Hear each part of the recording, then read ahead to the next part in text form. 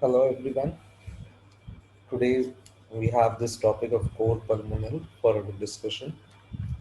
Let us look into the various aspects of core pulmonary.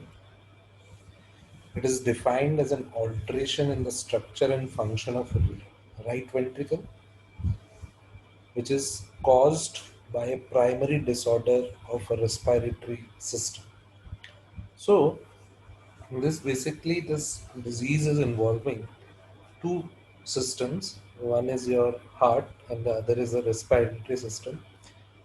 Also, we see that there is an dysfunction. So, how right ventricle becomes dysfunctional? So, what is the function of right ventricle? That is to collect the blood and pump it into the pulmonary artery. So obviously there is some distortion, that is that either this right ventricle would be pumping extra amount of blood or a less amount of blood, or the musculature of right ventricle would change, and this change is referred as core pulmonary, with the origin of this change lies somewhere in the respiratory system. So, this right sided ventricular disease caused by a primary abnormality of the left side of the heart or congenital heart disease is not considered as core pulmonary. So, if the primary disorder due to which right ventricular dysfunction is occurring, is a congenital heart disease or a disease originating from the left side, so suppose like in case of mitral stenosis or mitral regurgitation, so we do have pulmonary hypertension, and that eventually leads into right ventricular hypertrophy. Now, we will not consider this disorder, that is mitral stenosis or regurgitation, to be a part of core pulmonary. Also, let us look into some statistics of core pulmonary. It is estimated to account for around 6 to 7% of all adult types of heart disease, and COPD is the causative factor in more than 50% of the cases. So, COPD, that is chronic obstructive pulmonary disease.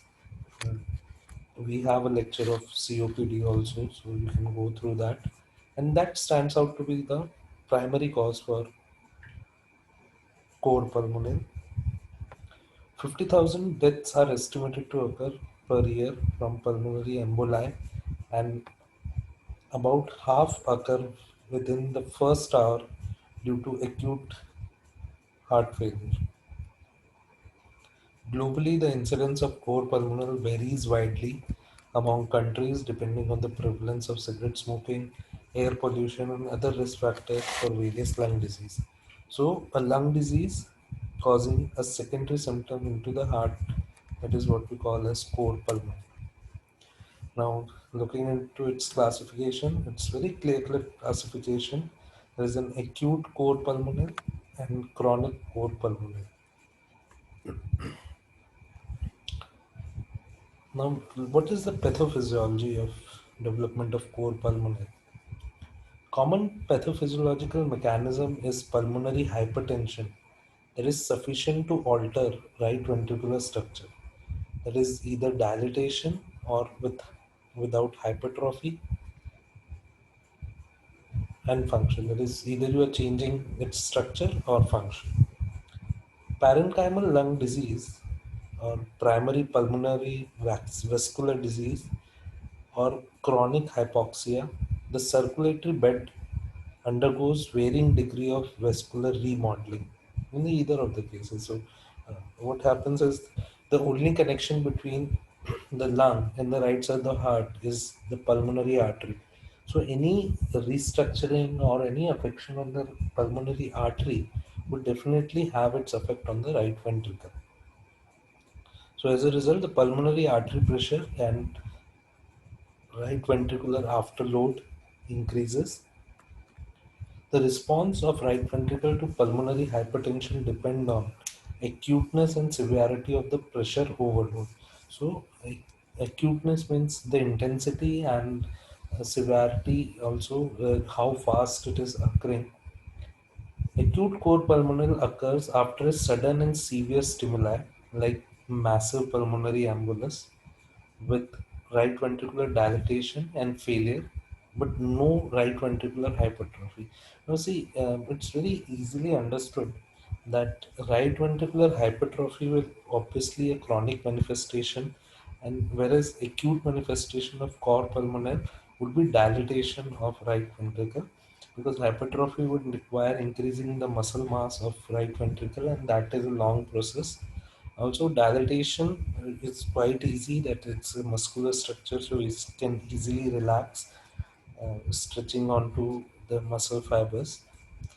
Chronic role pulmonale, however, is associated with more slowly evolving and progressive pulmonary hypertension that leads to an initial modest right ventricular hypertrophy and subsequent right ventricular dilatation. So, pathophysiology for both acute and chronic cor pulmonale stands out to be very clear. Systemic consequences of cor pulmonale relate to alteration in cardiac output as well as salt and water homeostasis.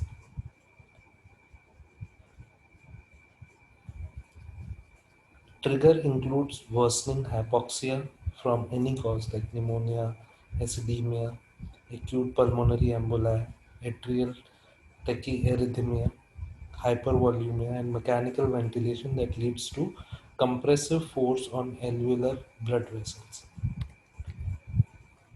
Now let us look into the etiology of acute cor pulmonale. As we have discussed, it can be a massive pulmonary embolism or acute respiratory distress syndrome. Now, what are the diseases of lung parenchyma which can cause chronic cor pulmonale, like COPD, which includes both emphysema and chronic bronchitis?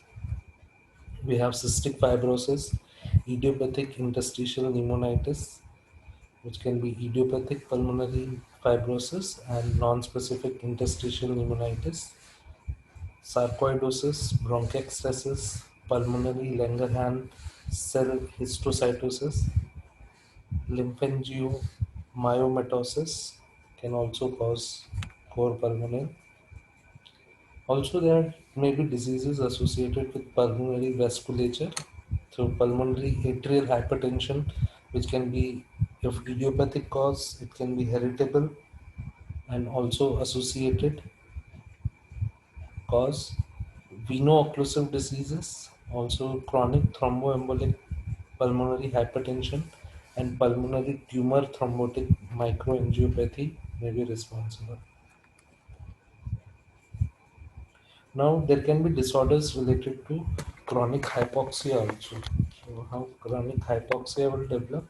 That is an alveolar hypoventilation syndrome, obesity hypoventilation syndrome, central hypoventilation syndrome, neuromuscular respiratory failure, chest wall disorders like kyphoscoliosis, and living at high altitude may also cause chronic hypoxia. So here, basically, all these conditions are pointing out towards a condition of hypoxia. It can be due to a different living lifestyle or due to your weight or any underlying disease. Now, what are the symptoms of core pulmonale? How it will represent in front of you? Difficulty in breathing, there is dyspnea, cough, lower extremity edema. And so, how lower extremity edema would occur? So, for this, you need to understand that the right ventricle is not functioning properly. So, obviously, there would be an affection on the right atrium also, and as right atrium receives blood from all whole body, so the venous return to the right atrium gets affected, and that can eventually lead into lower extremity edema.